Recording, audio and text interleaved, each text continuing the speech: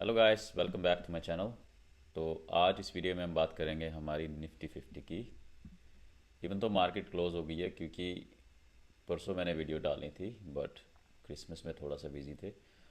तो आज हम यही सिर्फ देखेंगे कि मार्केट में काफ़ी ज़्यादा बेरिश ट्रेंड रहा है। तो आज भी मार्केट यहाँ से जो गिरी है, अभी तक ये वाला लेवल हमारा होल्ड किया हुआ है निफ्टी ने। 26,000 और 26,050, 26,000 और 26,050 का एक बहुत ही स्ट्रॉन्ग लेवल है निफ्टी में। जब तक निफ्टी ये लेवल पे रुकती है, मार्केट थोड़ा इंडिसीजन में है। मार्केट काफ़ी दिनों से इंडिसीजन में है, सेलर्स जो हैं काफ़ी एक्टिव हैं। तो ये जो मार्केट आप देख रहे हो कंसोलिडेशन में जा रही है, इसमें क्या होता है कि इस तरह से जब मार्केट चलती है हम लोग बाय नहीं करते, बाइंग नहीं करता हूँ मैं इसमें। तो सिर्फ अगर आप सेलिंग कर रहे हो, अगर आप नए हो तो सेल स्प्रेड कर रहे हो, जैसे जो भी आपका सेलिंग और बाइंग का स्प्रेड होता है, तो सेफ रहने के लिए। तो वो स्ट्रेटजी, सब स्ट्रेटजीज के बारे में हम लोग बात करेंगे नेक्स्ट वीडियोस में।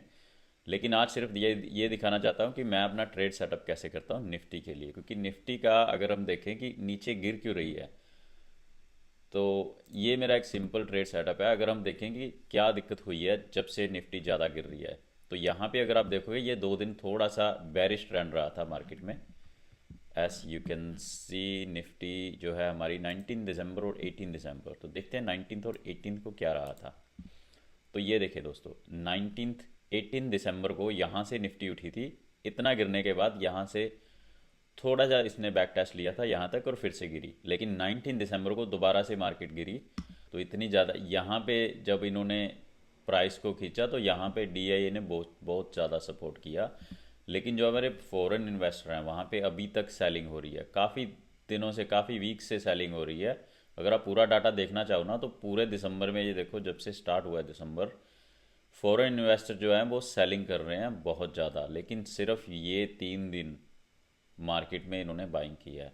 तो अगर हम देखना चाहें कि नेक्स्ट वीक मंडे को हम लोग कैसे मार्केट को इंटरप्रेट करते हैं, तो हमारी जो एफआईआई की सेलिंग है 26 तारीख को, वो 3,017 करोड़ की इनकी सेलिंग है। बट डीआईए ने सपोर्ट करने के लिए 1,700 और 72 करोड़ की जो है बाइंग की है। और इसी तरह अगर हम देखते हैं कि हमारा ग्लोबल डाटा क्या रहता है, क्योंकि निफ्टी 50 इंडिया का इंडेक्स है, लेकिन इसमें जो हमारी ग्लोबल मेन इंडाइसेस हैं, डाउ जोन्स हैं, एसएनपी है, नेस्डैक और डीएक्स जो हमारा जर्मन का इंडेक्स है, तो ये सारे इंडाइसेस जो हैं ये मैटर करते हैं बहुत ज़्यादा निफ्टी की बायस देखने के लिए।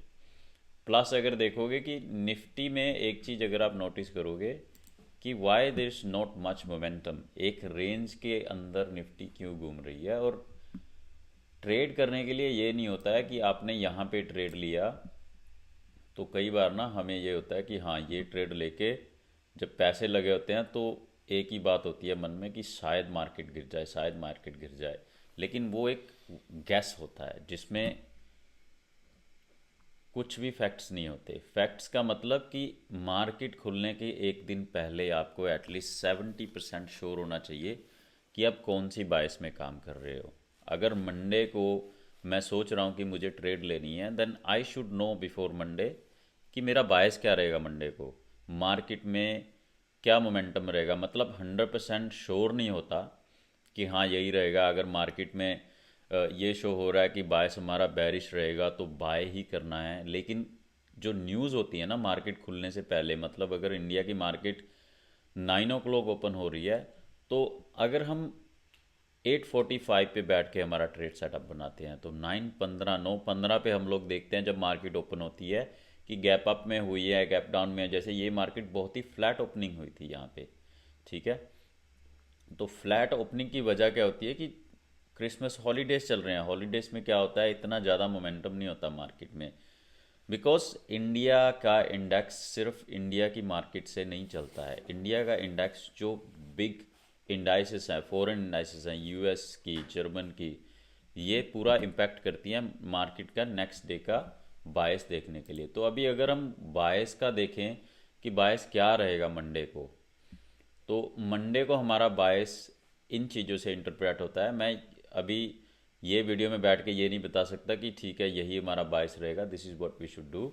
लेकिन एक आइडिया हो जाता है, गैस कहाँ से लगता है, क्या क्या चीज़ें हमें देखनी पड़ती हैं मार्केट में ट्रेडिंग करने से पहले। तो मेरा मेन मकसद यही है कि ये चीज़ों के हम लोग थोड़ा सा समझें। और जो मैं बता रहा था कि मोमेंटम क्यों नहीं आ रहा, वो कैसे पता चलता है कि मार्केट में मोमेंट नहीं आएगा, जब हमारा इंडियन विक्स, तो इंडिया विक्स देखो कि इंडिया विक्स बहुत ज़्यादा गिर चुका है।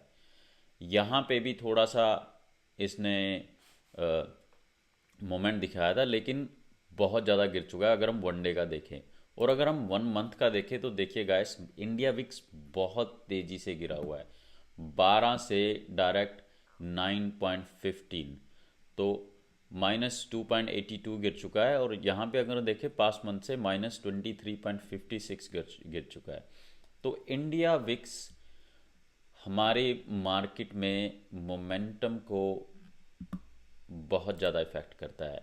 जब भी हमारा विक्स गिरता है तो मार्केट कंसोलिडेशन में चली जाती है, बहुत ज़्यादा मूवमेंट्स नहीं आती अप एंड डाउन की। तो इसमें आप इंटरप्रेट कर सकते हो कि अगर इंडिया विक्स इतना ज़्यादा गिर रहा है तो वहाँ पे आप सेलिंग करोगे। मतलब सेलिंग में ये नहीं होता कि सेल करके मार्केट नीचे गिरे ऊपर गिरे। सेलिंग में ये होता है कि अगर आप निफ्टी में काम कर रहे हो तो आप थीटा खा रहे हो, मतलब आप जो आपकी कॉल और पुट का डिके है, तो वो डिके का आपको फ़ायदा होगा। मतलब कि अगर मार्केट बढ़ नहीं रही, मार्केट ऊपर नहीं जा रही, मार्केट नीचे नहीं जा रही, तो गैस जब हमारा विक्स लो होता है तो उसमें हम लोग सेलिंग की ही ट्रेड देखते हैं।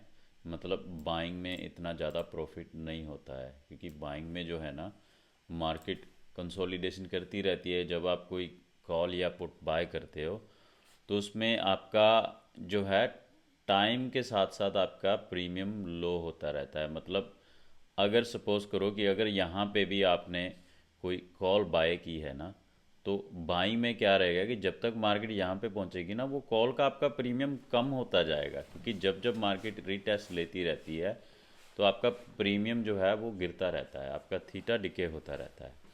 तो यही है कि ये थोड़ी थोड़ी चीज़ें अगर हम सीख लेना तो उससे क्या रहता है कि प्रॉफिट चाहे कम आ जाए लेकिन आपका कैपिटल सेफ रहता है, जो सबसे ज़्यादा इम्पोर्टेंट है।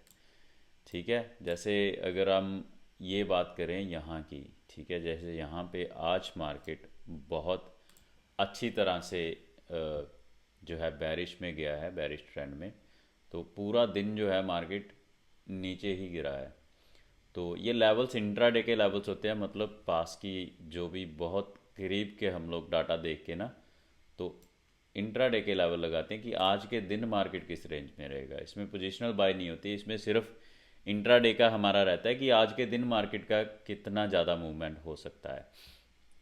तो अगर आप देखते हो कि इन लेवल्स पे मार्केट बहुत ही अच्छे तरीके से गई है, तो ये हमारा ब्रेकडाउन लेवल था। जैसे मैंने बिगिन में बताया था कि 26,000 एक बहुत स्ट्रॉन्ग सपोर्ट है निफ्टी की। तो ये सपोर्ट को अभी तक निफ्टी ने रिस्पेक्ट किया है, ये सपोर्ट आज ब्रेक नहीं हुई है। तो 26,000 से लेकर 26,050 की रेंज में मार्केट चली गई है, मतलब ये एक बहुत अच्छा सपोर्ट पॉइंट है मार्केट का।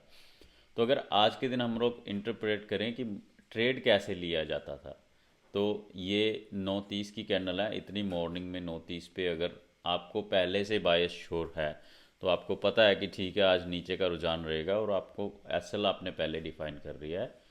सो यहाँ पे भी एंट्री बनती थी। लेकिन अगर आप बहुत ही बिगनर हो, आपने एक सेफ ट्रेड लेना है ना, तो उसमें क्या रहेगा कि उसमें आपने कंफर्मेशन पे देखना है।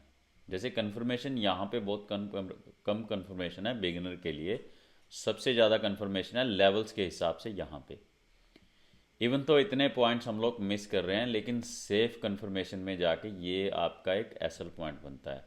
तो इसको अगर हम लोग शॉर्ट पोजीशन से इंटरप्रेट करें कि किस तरीके से होता है, तो आप ये देखें कि अगर आपने यहाँ पे एंट्री ली है या फिर ये लेवल टूटने, क्योंकि ये दो लेवल है ना जो हमारा पिवट पॉइंट आ गया, तो ये दो लेवल हम लोग बाइंग के लेवल रखते हैं कि अगर आप मार्केट यहाँ पे अराउंड इसके, अगर मार्केट गैप अप खुलती और मार्केट यहाँ पे आके बैक टेस्ट लेती, तो यहाँ पे हमारी बाय की ट्रेड बन सकती थी अगर मोमेंटम उस तरह से होता, अगर बायस उस तरह से होता। लेकिन जो बायस हमारा आज के दिन का था, तो उस हिसाब से मार्केट ने नीचे जाना था। लेकिन सबसे मेन बात ये होती है कि एंट्री कहाँ पे लें। आप आपको बहुत सारे ग्रुप्स भी मिलेंगे टेलीग्राम पे जो बोलते हैं कि हम लोग बेस्ट कॉल देते हैं, हमारी कॉल्स 100% काम करती है, प्रॉफिट होता है, ये होता है। यस, आप भी जब ऐसे सपोर्ट रेसिस्टेंस लगा के करोगे तो आपको भी ये लगेगा कि आप इजीली जो है देख सकते हो कहाँ पे बाइंग होती है, कहाँ पे सेलिंग होती है। लेकिन एंट्री कैसे लेनी है, दैट इज़ मोस्ट इम्पोर्टेंट। गलत एंट्री, अगर यहाँ पे भी मैं सेलिंग करता हूँ ना, यहाँ पे एंट्री ले लेता हूँ, तो अगर मैं बिगिनर हूँ तो मेरी एंट्री ऑलरेडी गलत हो चुकी है, क्योंकि जब भी ये हर एक ग्रीन कैंडल बनाएगा ना, तो मुझे यही लगेगा कि शायद मार्केट ऊपर जा रही है, मैंने गलत एंट्री ले ली है।